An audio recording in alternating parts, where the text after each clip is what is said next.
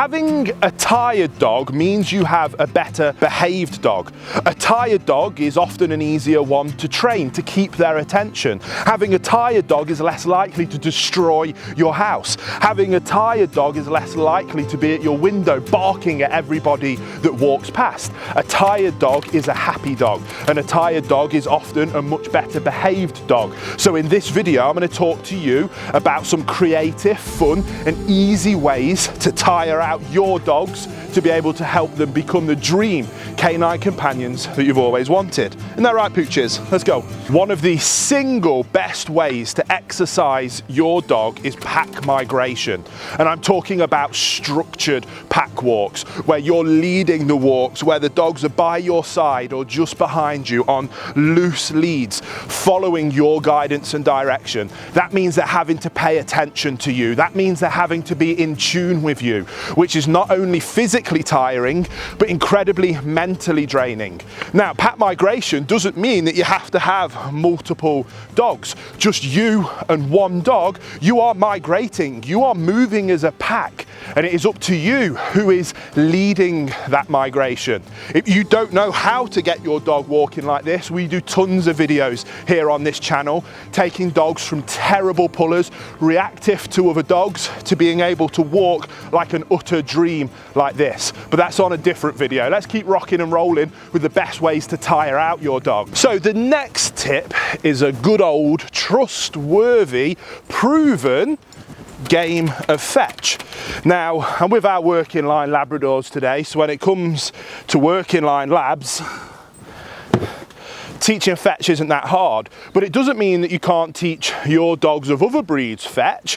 In my experience though, there's levels to it. Teaching a Labrador how to play fetch, and look at the level of intensity that we've got on the go, and the level of speed that they're now going to be running at, especially as there's an element of competition between the two of them. It's going to be superb. But you can teach your dogs having a game of fetch as well, even if they're not Labradors or Retrievers. My English Mastiff Eileen, if I threw a ball, she'd probably laugh at me and tell me where to go. There's no way I was going to be teaching her a game of fetch. But watch just how much effort these dogs put in. All I'm doing is standing here and talking to you. If I've only got 5 or 10 minutes and I need to tire one of these two savages out, guess exactly what it is that I'm going to be doing. It's going to be exactly this. I can be on the phone, I can be having business meetings on the phone, checking my emails.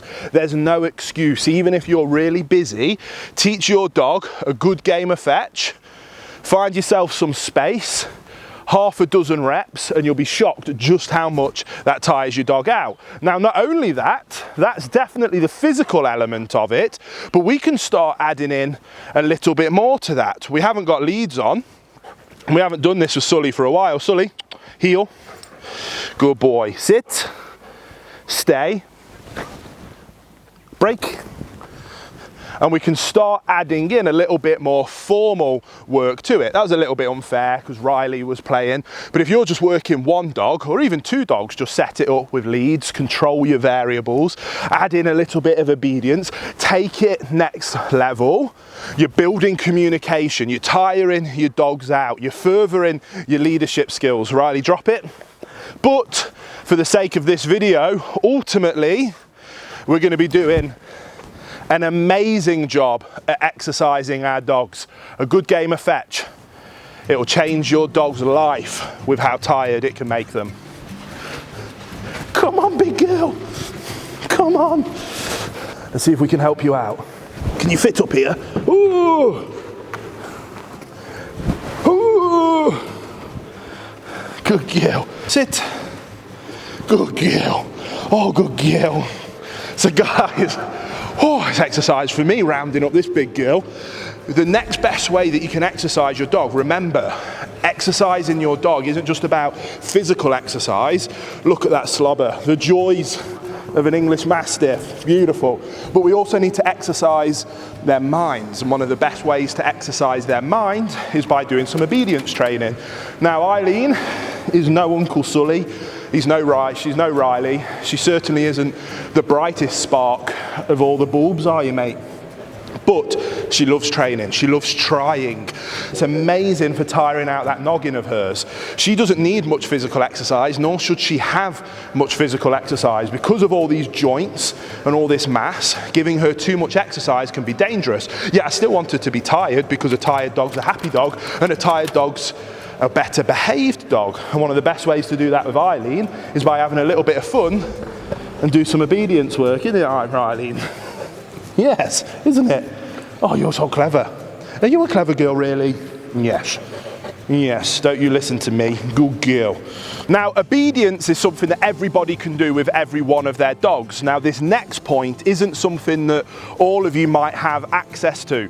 But if you have multiple dogs, or you've got friends with well-rounded dogs, and you can build a pack like this, then pack play is one of the best ways to exercise your dog. That's exactly what we've just spent the last 30 minutes doing. We bring them down to a secure field, we let them off lead, and they run and they play. And as you can see, they are all absolutely exhausted, and I've had to do nothing other than sit, have a nice drink with my cameraman over on the bench while they played. They learnt social skills, they learnt appropriate manners from Uncle Sully, my role model dog, constantly developing those skills while simultaneously becoming the most exhausted I ever see a dog. There is nothing that compares and competes to off-lead freedom with other dogs. Now you can jump in. Sully, Sully, Sully.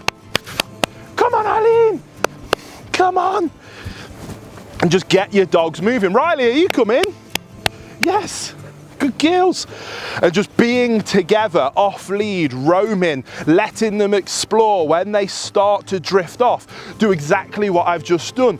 Bring them back to you. Develop that kind of very natural, free-shaped recall, and you'll find that you will have absolutely exhausted pooches. Isn't that right, Eileen? And you, puppy, you're both such good girls. And you, Uncle Sully, are you teaching them all good manners? Are you teaching them how to be good dogs? Amazingly useful for being able to tire your dogs out short periods of time with often no real input or effort from you yourself. So if you want absolutely exhausted dogs like these pooches, and remember that a tired dog is a happy dog, a tired dog is a better behaved dog, you will thank yourself for giving your dogs plenty of exercise using these tips. Now, do Puppy here a favor, subscribe to the channel if you are new here, like the video if you enjoyed it. We make videos like this every single week to help you achieve perfect canine companions, just like my pack here. So I can't wait to see you on the next episode.